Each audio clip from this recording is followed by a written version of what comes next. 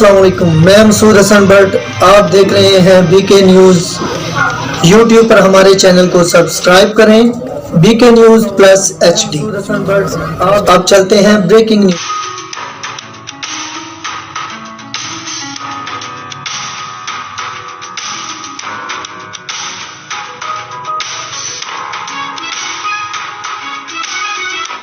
خبر شامل کرتے ہیں اٹک سے۔ Report bureau chief Attock Tayyab Awan, chairman public accounts committee Punjab, وزیر سوشل ویلفیئر بیت المال Punjab Syed Yawar Abbas D C office Attock میں پریس کانفرنس کر رہے ہیں۔ اٹک کی طرف پہلے دیکھو پھر کہیں اور دیکھو۔ اگر کہیں ایسی آپ کو ہنرمند کی ضرورت ہے اور وہ آپ ٹیسٹ لیتے اور اٹک میں نہیں ہے، پھر آپ بے شک باہر سے لیں، لیکن جو نوکریاں اٹک والے لے سکتے ہیں آسانی سے وہ اٹک والوں کو ملنی چاہیے۔ اور یہ ہم ہر پروجیکٹ کے ساتھ کر رہے ہیں، چاہے اٹامک والے کا ہے، چاہے کامرا ہے، چاہے آرٹلری سینٹر ہے ان کے کوٹرز کے اندر رہتے ہوئے، چاہے سنوال فیکٹری ہے۔ ہم لوگ اپنا حصہ لے کے رہیں گے اور ہم ان کو اپنے حصہ کسی اور کو نہیں دینے دیں گے۔ اور ان کے بھی فائدے میں کہ ان کو گھروں کی سہولت نہیں دینی ہے۔ ہمارے بچے سائیکل موٹر سائیکل پہ جا کے واپس آ جائیں گے، ان کی بھی بچت ہے، ہماری بھی بچت ہے۔ جو بھی اس ضلع میں انڈسٹریلائزیشن ہوگی اور جو ہم کرنے جا رہے ہیں انشاءاللہ تعالی، ہم ایک پورا نیا منصوبہ لے کے آ رہے ہیں۔ وہ ابھی بلو پرنٹس کی شکل میں ہے اور اس کے لیے اس سے ہم ایک پورا نیا شہر آباد کر رہے ہیں۔ اس کے اندر جو روزگار کے مواقع ہیں وہ انشاءاللہ تعالی بے بہا ہوں گے۔ انڈسٹریز یہاں پہ بہت آئیں گی، وہاں پہ گھروں کی ایک پورا رہائشی سیکٹر ہوگا، کمرشل سیکٹر ہوگا، انڈسٹریل سیکٹر ہوگا۔ ہمارے بچے انشاءاللہ تعالی باروزگار ہوں گے۔ جو کام نہیں کرنا چاہے اس کی اپنی مرضی۔ جب سے میں نے پبلک اکاؤنٹس کمیٹی سنبھالی تھی، اور یہ سارا کریڈٹ آپ کو ہے، یہ اٹک ہے، میں اٹک کا ایک بیٹا ہوں جیسے آپ لوگ اٹک کے بیٹے ہیں۔ میں کوشش کرتا ہوں کہ ہر تعصب سے پاک رہ کے کروں گا، لیکن میرے ایک عدد بھائی ادھر ایسا بیٹھا ہوا ہے کہ جو مجھے تعصب کی بھیڑ چلانے کے ہمیشہ چکر میں رہتے ہیں۔ تو یہ میں آپ سے درخواست کروں گا، میرے اندر تعصب نہیں ہے، میں اولاد رسول ہوں، میرے نانے کا کلمہ پڑھنے والے مسلمان ہیں۔ میرا کام ہے میں اپنے نانے کی امتیوں کی خدمت کروں، چاہے وہ ہاتھ باندھیں چاہے ہاتھ کھولیں، چاہے صحابیوں کی اولاد میں سے ہو چاہے اہل بیت کی اولاد میں سے ہو۔ میرے نزدیک کوئی بندہ جھوٹا الزام کسی پہ بھی لگائے وہ بدبخت انسان ہے۔ یہ آپ لوگوں کا کام ہے کہ آپ لوگ بڑی سختی سے اس چیز کا نوٹس لیں کہ جو یہ باتیں کرتے ہیں وہ فرقہ واریت پھیلاتے ہیں، وہ مذہبوں کی آپس میں بھیڑ کرواتے ہیں، جو صرف اور صرف یا ہندوستان کے ایجنٹ ہو سکتے ہیں یا اس سامراج کے ایجنٹ ہو سکتے ہیں جو پاکستان کو کمزور دیکھنا چاہتے ہیں۔ میں آپ لوگوں سے درخواست یہ کروں گا کہ آپس میں ہم آہنگی کی طرف ہیں، کیونکہ اس وقت اگر ہماری یونٹی ہوگی دنیا کا کوئی بڑے سے بڑا ملک ہمارا کچھ نہیں کر سکتا۔ یہ دماغ میں رکھیں کہ ہمارے ہندو بھائی، سکھ بھائی، مسیح بھائی یہ ہمارے پاکستانی ہیں، ہمارے برابر۔ ہمیں ہر کسی کی عزت کرنی ہے اور عزت کروانی ہے اپنے عمل سے۔ ہم پورا دن ٹاؤٹ گیری کریں، بدکاریاں کریں اور شام کو بیٹھ کے ایک بیان دے دیں، یہ بات نہیں بنتی ہے اور میں اس بات کی اجازت بھی نہیں دوں گا۔ بیٹھ کے بات وہ کریں کہ جو ہر کسی کو قریب لائے، اکٹھا کریں، اس ملک کی طاقت بنے۔ یہ ملک بالکل کسی قسم کا اختلاف برداشت نہیں کر سکتا۔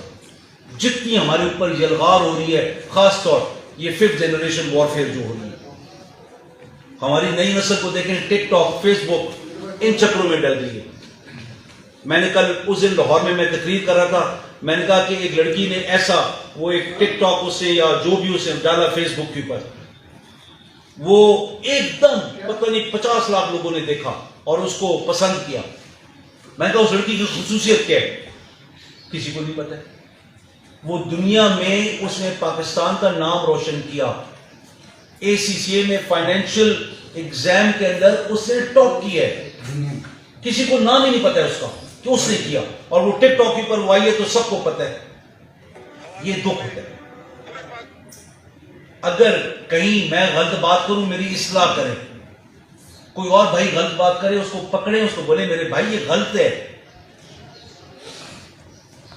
وہ آگ کے اوپر تیل پھینکنا شیطان کا اور شیطان کی اولاد کا کام ہوتا ہے.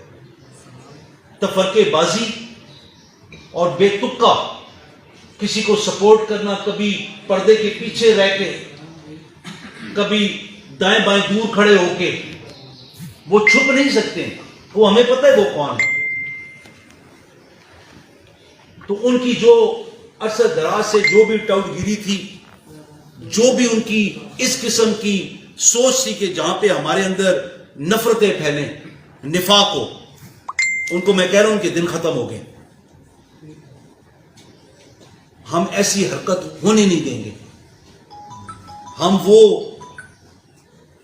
نظریاتی لوگ ہیں کہ جس کے ویژن پہ ہم بکے ہوئے ہیں. اس کا نام ہے عمران خان.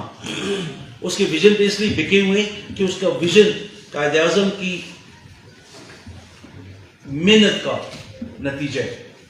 جو اقبال نے خواب دیکھا تھا یہ اس کا نتیجہ ہے. تو ایسے ناصوروں کو ہم کہیں بھی گند نہیں کرنے دیں گے. وہ خود سمجھ جائیں, وہ عقل مندی ہے. وہ اگر پھر زیادہ بیان بازی کرتے ہیں ان کی مرضی ہے.